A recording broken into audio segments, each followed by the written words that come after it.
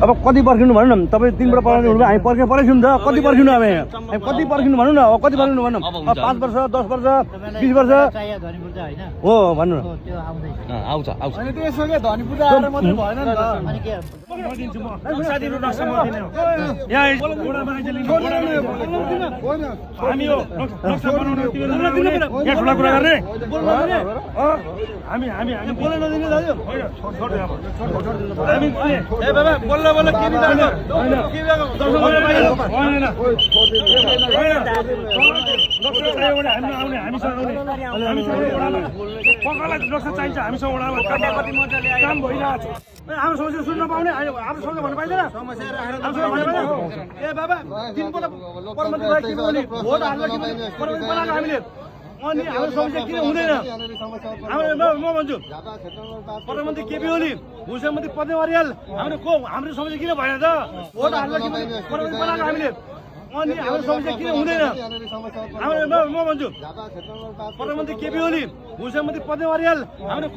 समस्या किन भएन त गर्न सक्नु भएन अब गर्न सक्नुहुन्छ सुरु भएर हुँदैन नि त सुरु भएर भएर हामीले समस्या समाधान हुनु पर्यो नि त पक्का पनि नक्सा आउनु पर्यो धनी आउनु पर्यो कसै हामीले पनि बेमा लोन राखेर बुझिन खानु पाऊँ न खतम पारेको थियो अहिले भर्खर फेरि अदालतबाट सरकारले आयोगलाई त्यसकारण एकछिन पर्खिनुपर्छ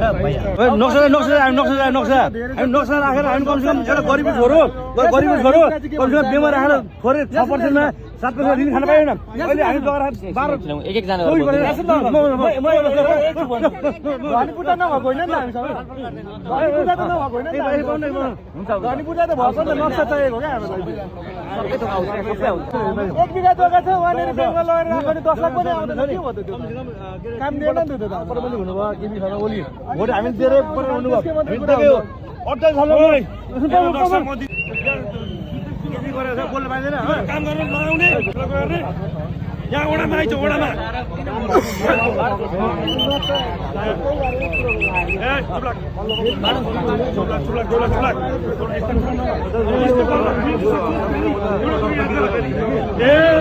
हामी केही हो नि फेरि अर्को बेला चलाउँदा हामी सक्छौँ एउटा कुरा नगराउनु फेरि बन्द याद गर नि फेरि मका आउने मकालाई नक्सा चाहियो हामी पनि आयो 4 र 5 मा आउने